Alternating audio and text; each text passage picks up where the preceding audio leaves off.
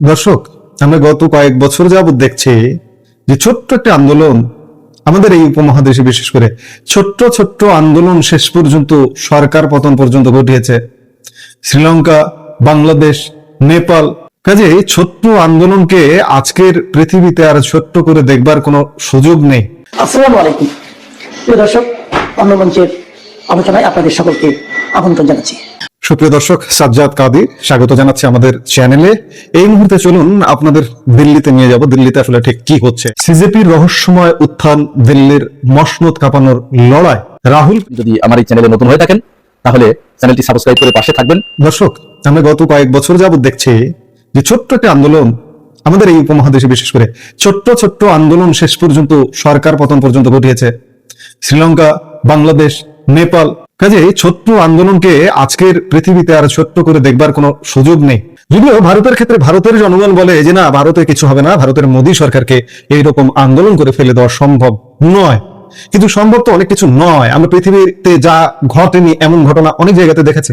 শ্রীলঙ্কায় যা আগে কখনো ঘটেনি শ্রীলঙ্কার ইতিহাসে তা দেখেছি, বাংলাদেশে যা আগে কখনো ঘটেনি তা দেখেছি, নেপালে যা আগে ঘটেনি তা দেখেছি। আগেও সরকার পতন হয়েছে বাংলাদেশে কিংবা শ্রীলঙ্কায় কিংবা নেপালে বা বিভিন্ন জায়গায় সরকারের অবসান হয়েছে। কিন্তু সর্বসাম্প্রতিক সময়ে গত কয়েক বছরের মধ্যে যেভাবে অপসারণ হয়েছে আমরা কিন্তু তেমনটা দেখিনি। ঠিক তেমনি দিল্লিতে মনে হচ্ছে যে দিল্লির মসনদ কাঁপবে না বা দিল্লির মসনদ অপসারণ হবে না, কিন্তু কোথাকার জল কোথায় গিয়ে কখন গড়ায় সেটি বলা কঠিন। ভারতের রাজনৈতিক ইতিহাসে এই মুহূর্তে সবচেয়ে বড় খবরটা নিয়ে আপনাদের সামনে হাজির হয়েছে।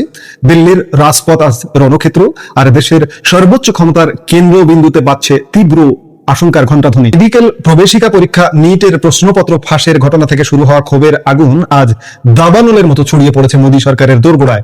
গতকাল সোমবার পুলিশের লাঠিচার্জ এবং কাঁদানে গ্যাসের বাধা উপেক্ষা করে বিক্ষোভকারীরা সরাসরি পৌঁছে গিয়েছিলেন ভারতীয় সংসদ ভবনের একদম কাছে। পরিস্থিতি কতটা আশঙ্কাজনক ছিল তা বোঝাই যায় যখন নিরাপত্তার খাতিরে স্বয়ং সংসদ ভবনের প্রধান ফটক বন্ধ করে দিতে হয়। কিন্তু গল্প এখানেই শেষ নয়।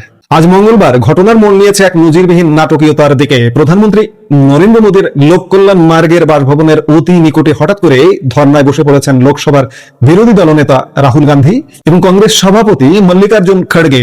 সঙ্গে যোগ দিয়েছেন প্রিয়াঙ্কা গান্ধী ও কেসি বেণুগোপাল সহ এক ঝাঁক শীর্ষ নেতা।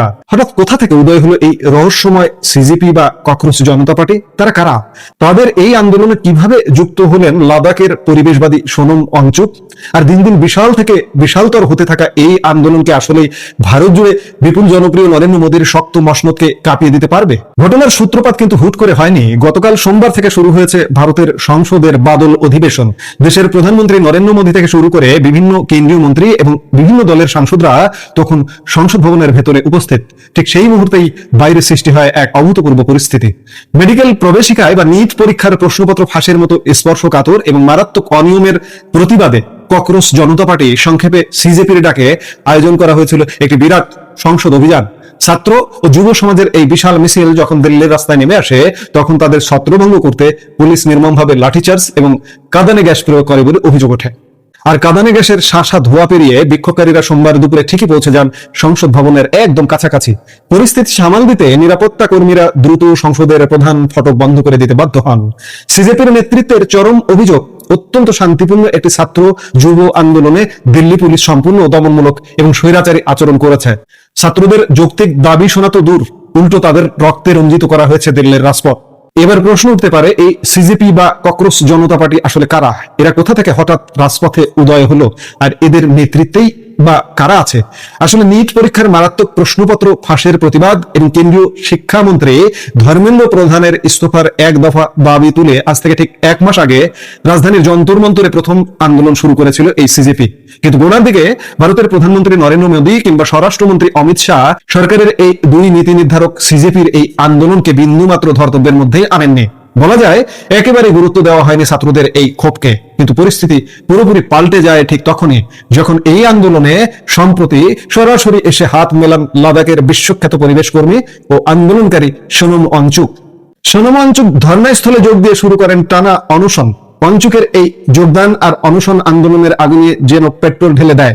সাধারণ জনগণের বিপুল সমর্থন মিলতে শুরু করে এই ধর্নাস্থলে। শিক্ষা ব্যবস্থায় দুর্নীতি ও দুর্নীতির বিরুদ্ধে সাধারণ মানুষের পুঞ্জীভূত ক্ষোভের আজ রাজপথে বিস্ফোরক উদ্গীরণ ঘটছে। সিজেপির পতাকা তলে একত্রিত হওয়া এই জনতার বিশাল রূপ দেখে অবশেষে টনক নড়ে মোদী সরকারের। পরিস্থিতি এতটাই নিয়ন্ত্রণের বাইরে চলে যায় যে বিষয়টির সমাধান সূত্র বের করার জন্য সরাসরি দায়িত্ব দেওয়া হয় হাই প্রোফাইল কেন্দ্রীয় মন্ত্রী জেপি নাড্ডাকে। আন্দোলনকারীদের চরম ক্ষোভ ও বিক্ষোভের আগুনে ইতি টানতে দফায় দফায় সিজেপি নেতাদের সঙ্গে বৈঠক করতে বাধ্য হন জেপি নাড্ডা। তিনি সিজেপির দাবিগুলো খতিয়ে দেখার অফিসিয়াল আশ্বাসও দিয়েছেন। আর সবচেয়ে তাৎপর্যপূর্ণ বিষয় হলো জেপি নাড্ডা যে দাবিগুলো বিবেচনা করার আশ্বাস দিয়েছেন তার মধ্যে সরাসরি রয়েছে দেশের শিক্ষামন্ত্রী ধর্মেন্দ্র প্রধানের পদত্যাগের দাবিটি। সোমবার সংসদ অভিযানের পর মঙ্গলবার গোটা দেশের রাজনীতিতে যেন একটি পরমাণু বোমা বিস্ফোরণ ঘটল। সিজেপির ডাকে ছাত্র যুবদের মিছিলে পুলিশি হামলা, নির্বিচারে লাঠিচার্জ এবং কাঁদানে গ্যাস ব্যবহারের প্রতিবাদে এবার সরাসরি ময়দানে নেমে পড়লেন দেশের প্রধান বিরোধী দল কংগ্রেসের শীর্ষ নেতৃত্ব। আজ মঙ্গলবার প্রধানমন্ত্রীর বাসভবন ৭ লেক কল্যাণ মার্গের অতি নিকটে রাস্তা ঘেঁষে ধর্নায় বসে পড়েন লোকসভার বিরোধী দল নেতা রাহুল গান্ধী এবং কংগ্রেস সভাপতি মল্লিকার্জুন খাড়গে। শুধু তারা দুজন নন, রাহুলের বোন তথা কংগ্রেস সাংসদ প্রিয়াঙ্কা গান্ধী, এআইসিসির সর্বভারতীয় সাধারণ সম্পাদক কেসি রেণুগোপাল সহ কংগ্রেসের এক ঝাঁক শীর্ষ সাংসদ মঙ্গলবার একজোট হয়ে প্রধানমন্ত্রীর বাংলোর অদূরে হাই সিকিউরিটি জোনে অবস্থান আন্দোলনে বসে যান। উচ্চ নিরাপত্তা বলয়ের অন্তর্গত অত্যন্ত সুরক্ষিত ওই এলাকায় দেশের শীর্ষ বিরোধী নেতাদের এভাবে মাটিতে বসে ধর্ণা বিক্ষোভ শুরু করতে দেখে কেঁপে ওঠে প্রশাসন। পরিস্থিতি সামাল দিতে তড়িঘড়ি ধর্ণাস্থলে ছুটে যান বর্ষিয়ান কেন্দ্রীয় মন্ত্রী জিতেন্দ্র সিং। তিনি সরাসরি রাহুল গান্ধী ও মল্লিকার্জুন খাড়গের সঙ্গে সাক্ষাৎ করেন। অতি সংবেদনশীল ও হাই সিকিউরিটি জোন হওয়ার কারণে তাদের সেখান থেকে ধর্ণা প্রত্যাহারের জন্য বারবার অনুরোধ জানান কেন্দ্রীয় মন্ত্রী জিতেন্দ্র সিং। কিন্তু বিরোধী শিবিরের রূপ ছিল স্পষ্ট ও কঠোর। শুধুমাত্র শিক্ষামন্ত্রী ধর্মেন্দ্র প্রধানের ইস্তফা নয়, রাহুল গান্ধী ও কংগ্রেস নেতৃত্ব এবার সরাসরি তিনজন হেভিওয়েট নেতার পদত্যাগ দাবি করে বসেছেন। প্রথমত কেন্দ্রীয় শিক্ষামন্ত্রী ধর্মেন্দ্র প্রধান, দ্বিতীয়ত দেশের স্বরাষ্ট্রমন্ত্রী অমিত শাহ এবং তৃতীয়ত খোদ প্রধানমন্ত্রী নরেন্দ্র মোদীর পদত্যাগ। দর্শক, এবার আমাদের একদম মূল প্রশ্নে আসা যাক। এই আন্দোলনের পেছনে কারা রয়েছে? হঠাৎ করে উঠে আসা এই ককরোচ জনতা পার্টি বা সিজেপি এরা কি শুধুই সাধারণ ক্ষুব্ধ ছাত্রদের প্রতিনিধি, নাকি এর পেছনে রয়েছে অন্য কোনো রাজনৈতিক বা আন্তর্জাতিক অঙ্ক?